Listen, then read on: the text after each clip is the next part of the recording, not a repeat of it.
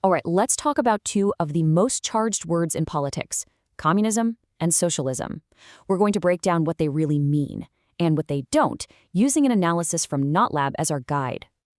You know, it really all boils down to one huge question, a question that has driven pretty much all of human history. How should we live together? I mean, from the earliest tribes to today's massive nations, we've been trying to figure out the best way to organize ourselves. So, with that NotebookLLM article as our map, we're going to unpack the big ideas that have shaped our world. Okay, so let's dive right in. Before we can even get to ideologies like capitalism or socialism, we got to go back to the beginning and ask, why do we even have politics in the first place? And it all started with a basic need for order. So, picture this. Way back in prehistoric times, we lived in small, pretty equal groups. But then, the agricultural revolution changed absolutely everything. All of a sudden, we had extra food, we had land to protect, and our communities got a lot bigger. And with that complexity came the need for someone to coordinate things, to defend the group, and that's when the first leaders, chiefs and kings, showed up to manage everything. And all those new leaders? Well, that structure eventually became our first major system of government, monarchy.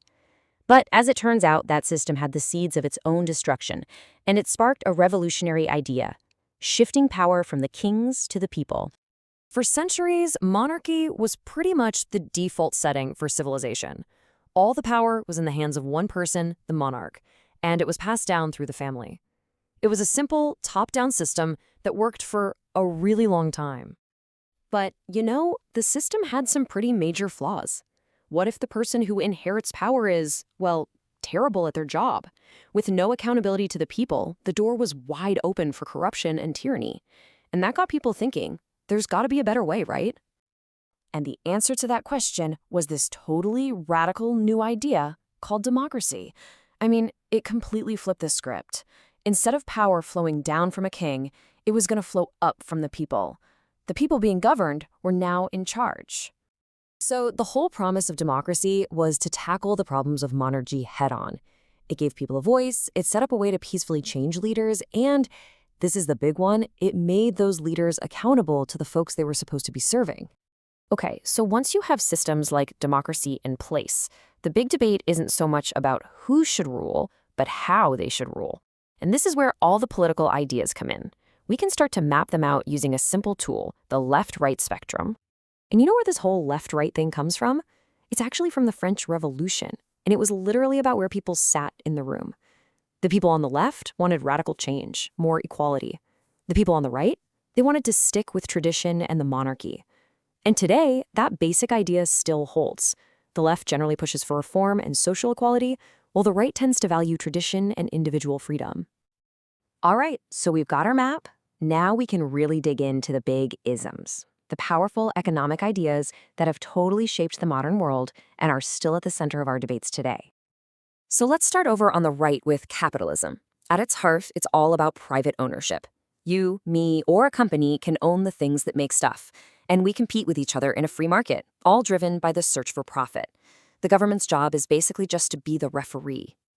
But capitalism has always had some really powerful critics. Karl Marx, for instance, was probably its most famous opponent. He argued the whole system was built to be unfair. This quote really gets to the core of what he believed, that for some to be incredibly rich, others had to be miserable. So what was Marx's solution to what he saw as capitalism's big flaw? Well, it was communism. This is a far-left idea that wanted to get rid of private property and social classes entirely. The dream was a society where everything is owned by everyone, and people share everything equally. However, the way communism played out in the real world faced massive criticism. This famous line from Ronald Reagan really sums up that critique. The idea that while communism might sound good in a book, understanding how it actually works reveals some deep, deep problems. Okay, so if communism is way over on the far left, what about something a little less extreme? Well, that's where socialism comes in. Socialism isn't about getting rid of all private property. Instead, the idea is that the really important stuff, think healthcare, energy, schools, should be owned or controlled by the public, so they serve everybody, not just make a profit for a few. Now, this is where it gets really clear, because the source gives us this fantastic analogy using a simple bakery. Under capitalism, You own the bakery, you keep the profits. Simple. Under socialism, the whole community owns the bakery, and the profits are shared or put back into the community. And under communism, well, nobody owns the bakery. Everyone just pitches in to bake the bread, and everyone takes what they need. All right, so we've laid out the definitions. Now let's get into the specific argument the NotLab article is making. It goes beyond just defining these terms to make a really strong claim about how all this connects to economic growth and our personal freedom.